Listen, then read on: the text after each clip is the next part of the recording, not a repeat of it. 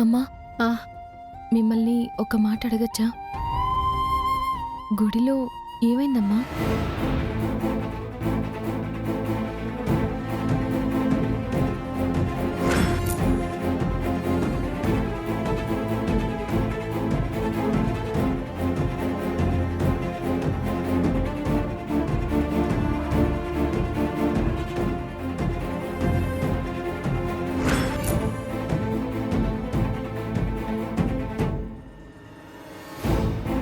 మీరు బాగా స్ట్రెస్ అయితేనో లేకపోతే షాక్ అయితేనో ఫిట్స్ వస్తాయి. గుడికి మీరు ప్రశాంతత కోసం వెళ్ళారు. అక్కడ మీకు ఫిట్స్ ఎలా వచ్చాయమ్మా? అక్కడ మీరు స్ట్రెస్ అవ్వడానికి కారణం ఏంటి?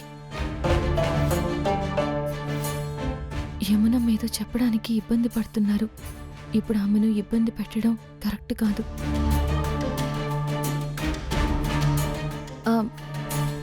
మీరు ఎక్కువగా ఆలోచించకండి అమ్మా. కాసేపు రెస్ట్ తీసుకోండి.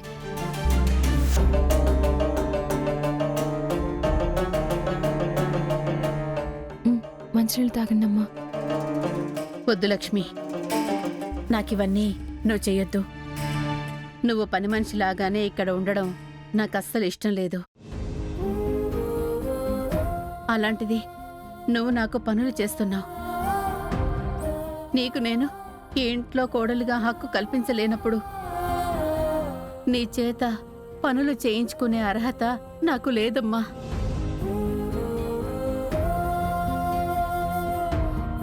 అవన్నీ ఇప్పుడు ఎందుకు లేండమ్మా.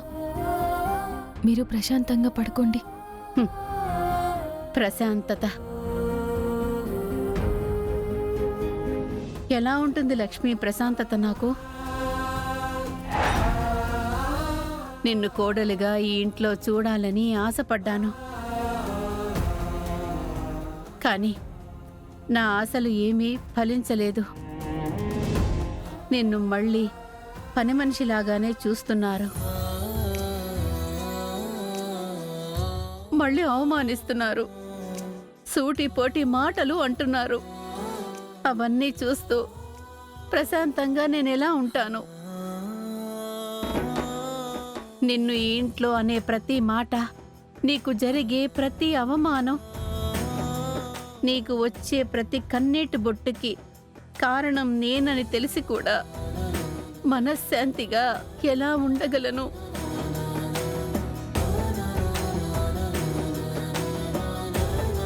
లక్ష్మి, నువ్వు నా కోడలవ్వడం నా అదృష్టం. కానీ నీకు నేను అత్తనవ్వడం నీ దురదృష్టం. వాడు నీ భర్త అవ్వడం నీకు శాపమమ్మా.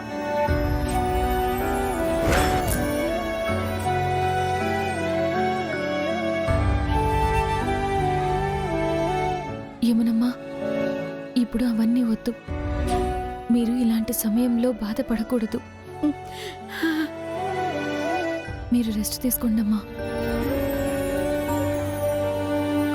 నువ్వు మా బాధల గురించి ఆలోచిస్తావు. నీ బాధ గురించి ఆలోచించే వాళ్ళు ఆలోచిస్తే నీకు ఈ కర్మ తప్పుతుందమ్మా.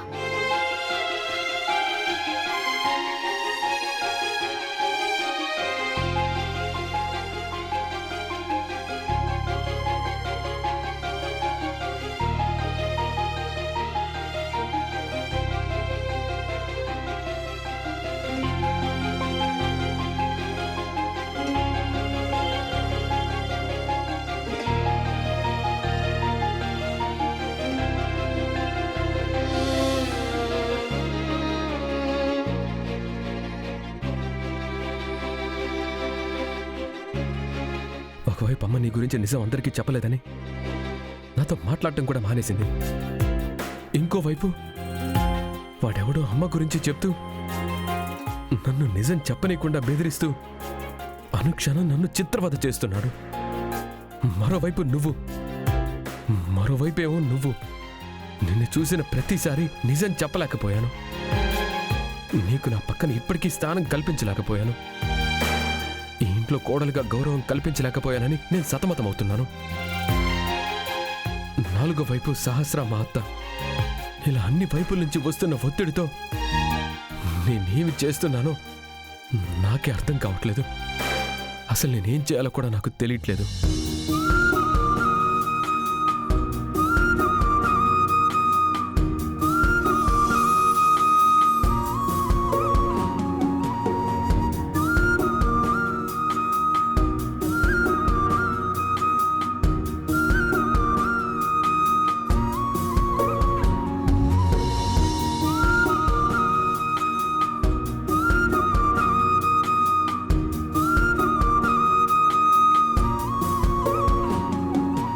విహారి గారు, ఒత్తిడిని గెలిచిన వాళ్ళనే విజయం వరిస్తుంది.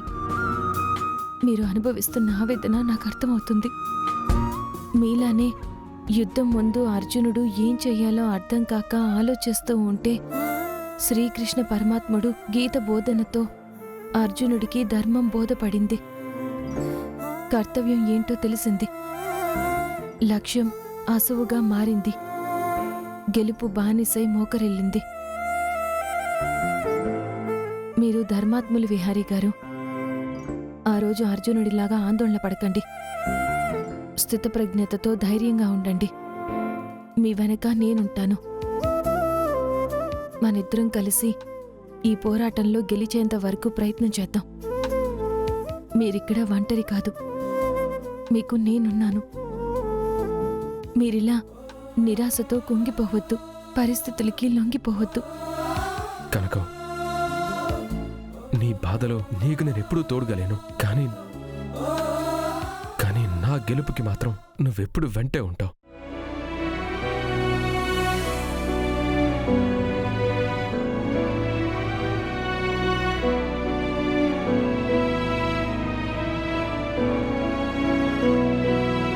అవన్నీ మీరు ఆలోచించకండి విహారీ గారు.